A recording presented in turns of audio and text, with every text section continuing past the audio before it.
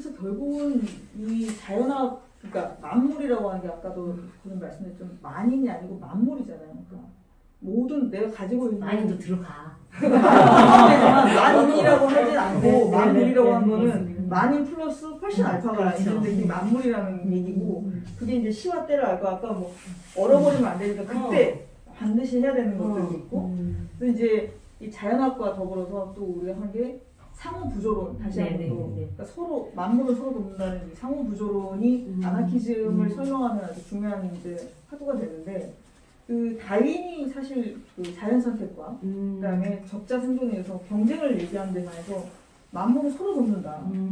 경쟁하고 치고받고 끌어내려는 게 아니라 서로 도와서 어떤 것들을 만들어낸다라고 하는 거니까 사실 이 아나키즘을 잘 설명하고 있는데 이 책에서도 다시 한번 또 인간의 그 군상이나 아니면 어떤 사건을 드러내면서 이 사람이 어떻게 만물이 서로 도와서 빈틈없는 그 캐스팅 빈틈없이 그때 요소에 어느 누군가가 가자 해가지고 따라가고 그 사람을 믿는 그런 그 카리스마 방식이 아니라 그 만물을 서로 돕는 방향으로 그 캐스팅이 돼서 그때 시의적절하게 누가 더 중요하다고 할 수 없는 것들을 보여주는데 거기 특히 이제 탈옥하는 장면이나 아니면 또 그 부속품처럼 이제 컨베이어 벨트에 앉아있는 노동자가 아니라 어떤 전체 과정을 알 수 있는 시계공 그러니까 부속품이 될 수 없는 그러니까 사실 전체를 알지 못하면 장인이 될 수가 없죠. 그래서 그 장인으로서의 그 시계공 모습이라든지 잡지를 통해서 나타나는데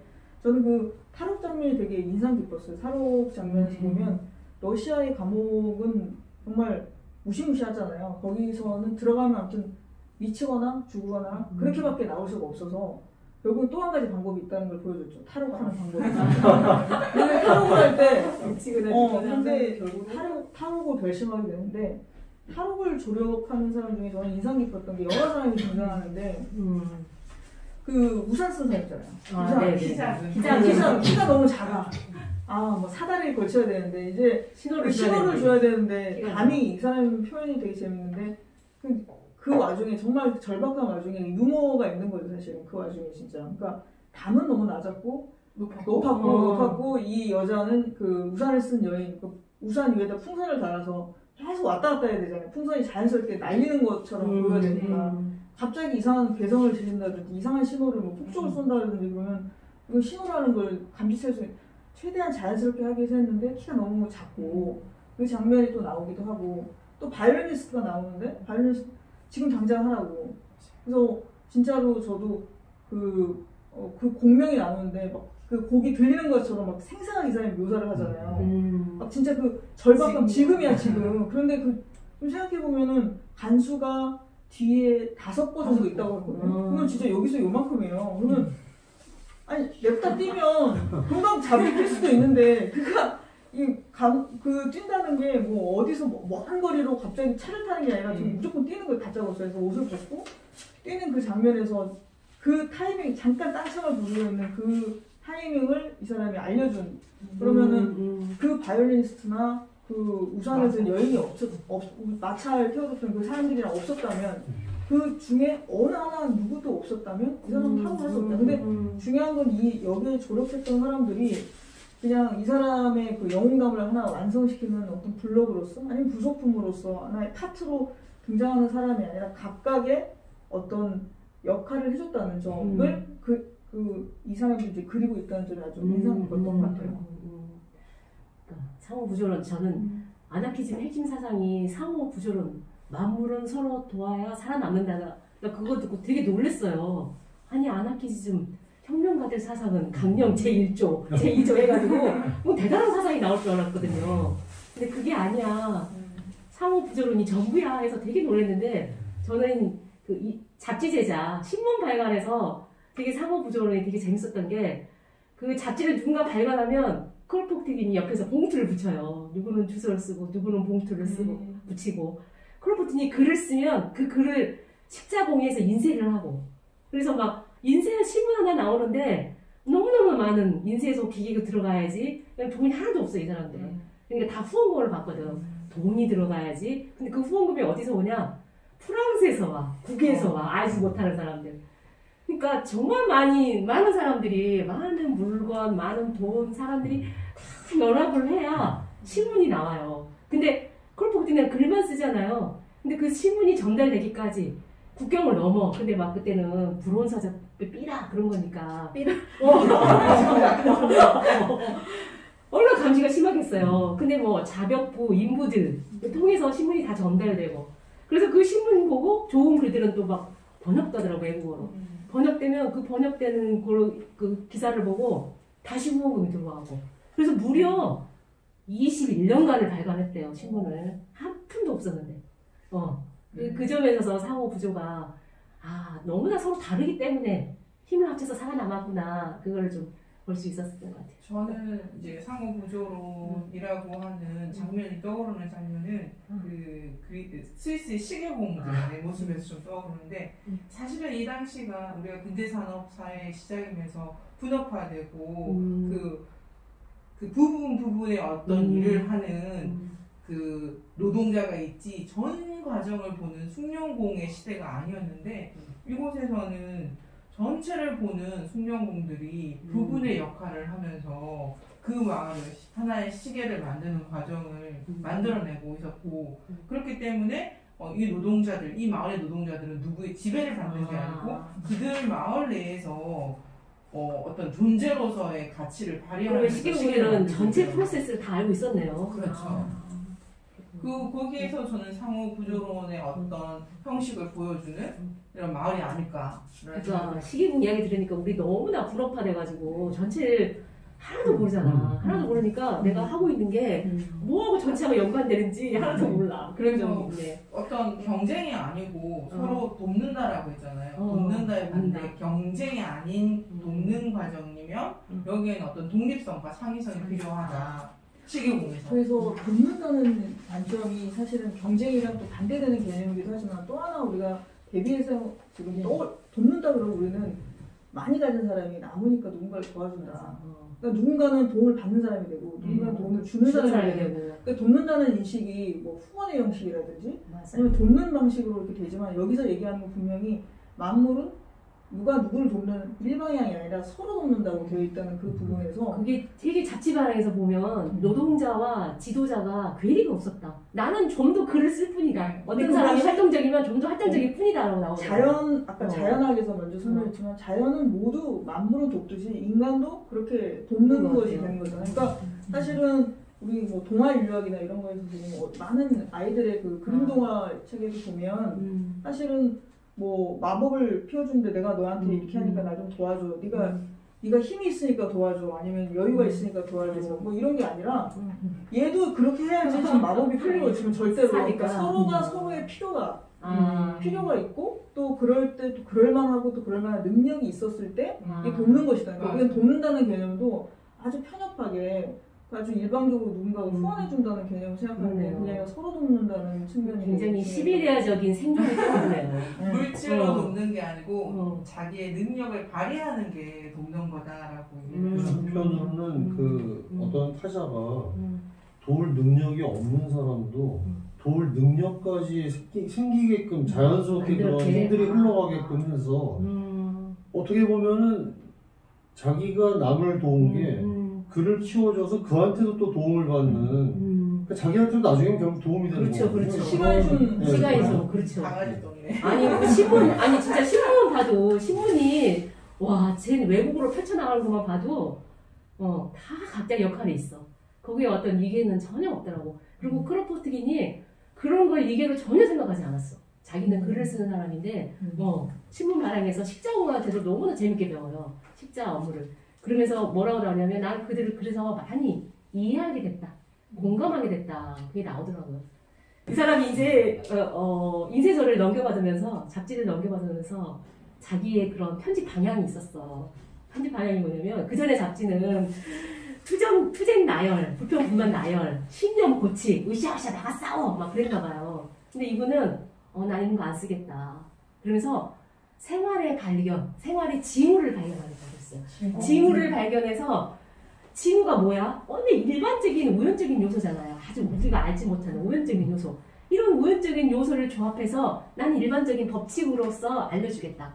그래서 사람들을 하여금 스스로 판단하도록 하겠다. 가 이 사람의 신문 기고의 편집장으로서 정확한 목표를 가지고 있었어요. 그러면서 나는 막 투쟁 의식 고취하고 막 현실의 부편분만 말하고 막 그렇게 함으로써 절망을 주기보다는 스스로 자득하게 해서 희망을 주고 싶다라는 대목이 되게 인상 깊었는데 뭐 저는 상호구조하니까 오늘 이제 명재쌤도 오늘 그 서울에서 오셨는데 우리 이 5명이 지금 우리 지영생까지 해서 6명 지금 하고 있는데 우리 다 각자 다른 영역에서 아주 다른 일들을 하고 있잖아요. 그래서 사실은 이런 세미나가 아니라고 하면 만날 일도 없어요. 근데 우리는 요때 잠깐 모여서 보면 여기서 엄청나게 협력해서 우리 각자 읽은 것들은 굉장히 미약했지만 각자 또 글을 쓰고 세미나를 하고 또 새롭게 또 이런 영상을 찍으면서 새로운 생각이 또 들기도 하잖아요. 오늘 맞아요. 사실 우리 직전에 리허설도 하기도 했는데 그 리허설에서는 또 다른 또 여기서 펼쳐지는 현장감이라는 게 있잖아요. 그러니까 필드워크라는 게 저는 별게 아니고 어떻게 보면 이런 현장감인 것 같아요. 부딪혀서 진짜 막상 해봐야지 알 수 있는 것들에 대해서 하려면 결국은 각자가 영역을 이 중에 지금 뭐 누가 더 뛰어나고 말고 할 게 없잖아요. 사실 그런 여지가 없잖아요. 사실은 여지가 없다는 게 중요한 것 같아요. 뭐 더 뛰어난 사람이 없다는 게 중요한 게 아니라 그럴 여지가 없다. 아니 그러니까 그럴 여지를 두지 않고 우리가 각자 서로 이걸 협력해서 이게 뭘까? 이 크로프트킨이 뭐라고 얘기했을까를 하나씩 풀어가는 이런 방식 자체가 어떤 면에서는 우리가 보여주고 있는 지금 현장에 있는 요게 또 상호구조의 한 모습이지 않을까라는 생각이 들어요. 제가 한 2시간 입고 운전해서 서울에서 오는 게 뭐 인문사를 돕는 것이 그게 아니라 제가 여기서 또 얻는 게 맞아요. 굉장히 크고 그래서 아나키즘적으로 이런 그 상호 구조도 아나키즘이 권위에 홀로 맞서서 싸우면 생존할 리가 없잖아요. 맞아요. 그래서 맞아요. 자연스럽게 그 지식이 전파되고 하면서 그가 도울 능력이 없는 자라면 도울 능력이 있게끔 이끄는 도움을 주고 그럼 그가 나를 도우고 하면서 그런 연합이 자유로운 자연적인 연합이 결국은 아나키즘을 서바이브하게 하는 원동력이 아닌가.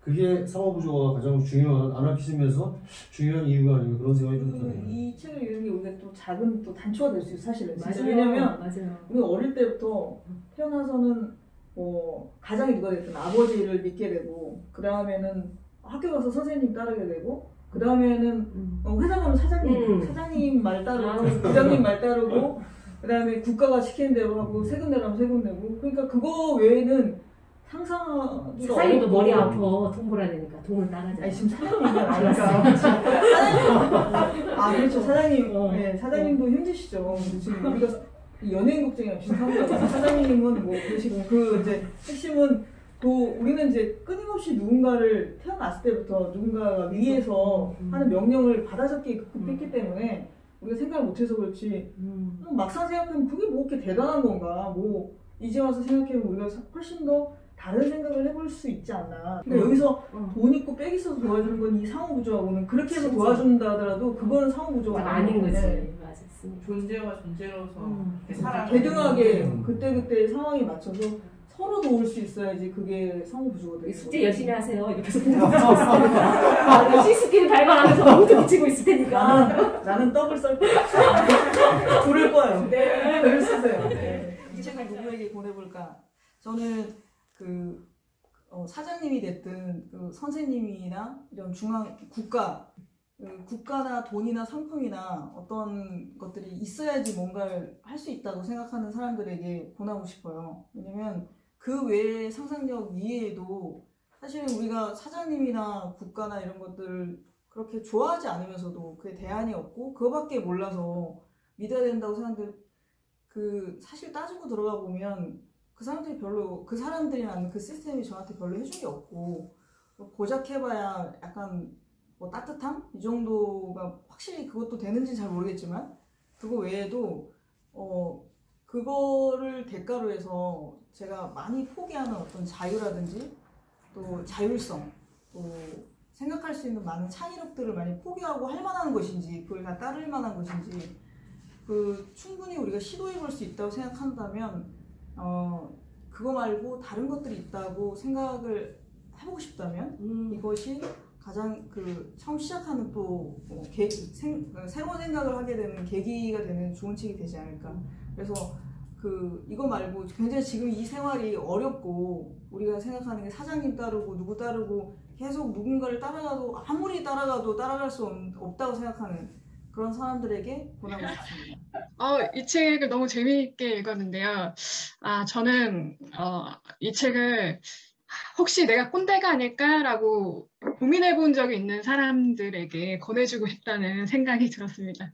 요즘에 꼰대라는 말, 워낙 예전부터 쓰이기는 했지만 요즘에는 젊은 꼰대라는 말이 있을 정도로 이 꼰대라는 말이 사고방식이나 태도를 이렇게 얘기하는 말이 됐더라고요. 그러니까 저희가 배운 아나키스트라는 말도 삶의 태도를 아나키스트로 가진 사람? 그렇게 이 크로포트킨을 보면서 그렇게 공부를 했는데, 어떻게 보면 이 크로포트킨이라는 사람은 꼰대와 정반대에 있는 사람이 아닐까 그런 생각을 했어요. 보통 이렇게 넓고 고리타분한 이 위계관계나 아니면 권력관계에 굉장히 이렇게 경직된 사람들을 꼰대라고 많이 부르잖아요. 그런데 그리고 그것들을 남에게 강요한다던가, 우리 때는 이랬어, 나 때는 이랬어, 이렇게 은근히 그렇게 강요하는 사람을 그렇게 얘기하는데, 크로포트킨 같은 경우에는 굉장히 많은 지식과 경험 이런 것들을 바탕으로 하는데도 불구하고 아까 풀떼기 선생님께서 말씀해 주신 것과 같이 그 징후라는 말씀을 하셨잖아요.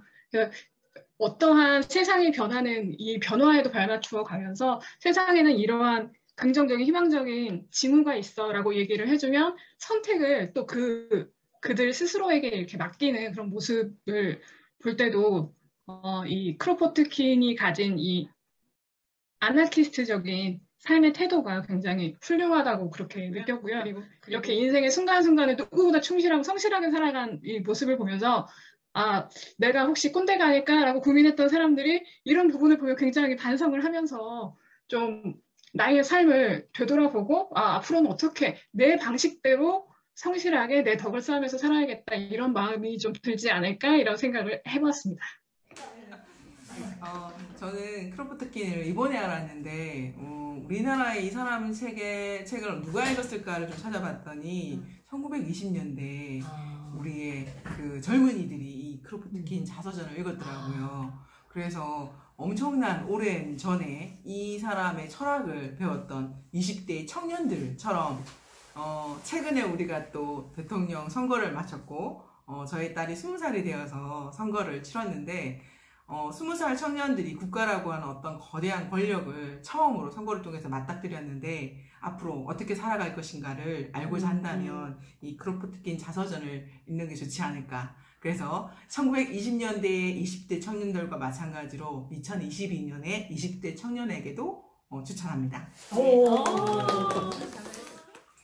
저는 이 책이 삶에서 권위나 힘에 당하고 막 당해가지고 아주 자괴감에 빠져 있는데, 저도 그럴 때가 있었습니다. 인생에서. 그럴 때 제 닉네임이 멍든 자였거든요. 근데 이 멍든 자의 소유자들, 이 멍든 자의 소유자들이 삶이 너무 남루하고 비루하고 막 움츠러들어서 타자들한테 소외가 되고 누구도 막 만나기 싫을 정도까지 소외가 되는 그런 분들이 막 존재가 무너지고 이러는 분들이 이런 이 상호 부조론, 그러니까 도움을 좀 얻어서 떨어진 텐션도 좀 업시키고, 그리고 좀 멍든 자아도 회복하고 좀 크로포트한테 힘 얻고 내가 그런 힘을 얻어서 도울 수 있는 정도까지 잠재력을 끌어올리는 그런 좀 자세를 가진 그런 분들. 그래서 언젠가는 그냥 방관자, 구경꾼 그런 게 아니라 아닐 때 아니라고도 말하고 행동할 수 있는 그런 상태를 좀 원하는 분들이, 이 멍든 자분들 중에서 그런 걸 원하는 분들이 책을 읽으면 좋지 않을까 이렇게 생각했습니다. 네. 저는 크로포트킨 자서전에서 오늘 이야기 나눴던 어떤 자연어학과 상호부조론 그 이야기를 통해서 돕는 거에 대해서 조금 생각해보고 싶어요. 그러니까 저희 사무실도 젊은 친구들이 도와달라고 말을 못하겠대요. 제일 힘들대요. 도와달라. 도움을 받을지도 모르고 내가 뭘 도와줘야 될지 모르겠다. 다 그 말씀 하시거든요. 그래서 이 돕는 거에 대해서 생각해보고 싶은 사람, 내 힘을 어디다 써야 할지 고민해보고 싶은 사람, 그다음에 나는 어떤 도움을 주고 살아야 될지, 어떻게 살아야 될지를 고민하는 거잖아요. 그런 걸 고민하는 사람한테 되게 권하고 싶어요. 그 자선생 읽으면서 되게 감명 깊었던 게 내가 누구를 돕고 또 어떻게 도움을 받다 보니까 성숙해졌다. 그걸 좀 읽었거든요. 아까 바쿠닌 이야기 나왔었는데 우리가 서로 돕고 마음으로 서로 돕다 보니까 인격적 완성을 이루고 내 덕을 실현을 이루는 거, 이것보다 인생에서 중요한 게 뭐가 있을까, 그런 생각이 들었습니다. 우리 오늘 상호 구조론에 대해서도 많이 이야기했는데, 그 상호 구조론이 서로를 돕는다라면 그 아이들이 생각이 났어요. 그래서 왜냐하면 요새 학교에서 저도 이제 아이들이 있는데, 아이들이 학교를 다니면서도 그러니까 어떤 문제가 발생했을 때 학교 폭력이라는 그 시스템이 작동이 되는데, 저는 좀 이상하게 느껴졌거든요. 근데 그 아이들의 문제라기보다는 어떻게 보면 저도 이제 부모로서, 아니면 이제 선생님들도 계시기도 하지만, 우리 아이들을 지도하고 아니면 키우고 기르고 하는 우리들이 막 경쟁을 뭔가 좀 경쟁을 유도한다는 생각이 좀 들더라고요. 뭐 잘해야 돼, 뭐 아니면 뭐 공부를 잘해야 돼, 아니면 남들보다 어때야 돼 라는 그런 기준에 의해서 좀 생각하고 아이들한테 그렇게 주입하는 건 아닐까. 그래서 지금의 이런 그런 학교 폭력이라든가 이런 것들이 많이 발생하는 거 아닐까. 그래서 부모님들이나 아니면 이제 선생님들이 보면 어떨까라는 생각이 들었고, 또 이 크로포트킨이 공부를 되게 좋아하잖아요. 그 공부를 너무 좋아하는 이런 그 모습이 엄마들한테 너무 어필이 잘 되지 않을까. 취향적이요. 그래서 그런 생각이 들었습니다. 아주 좋아. 들어.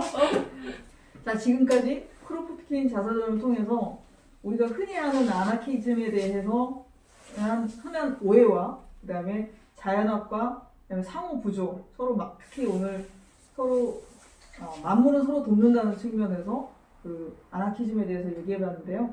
다음 시간에 다른 주제로 다시 만나도록 하겠습니다. 수고하셨습니다. 네이버 검색창에 인문공간 세종을 검색하세요.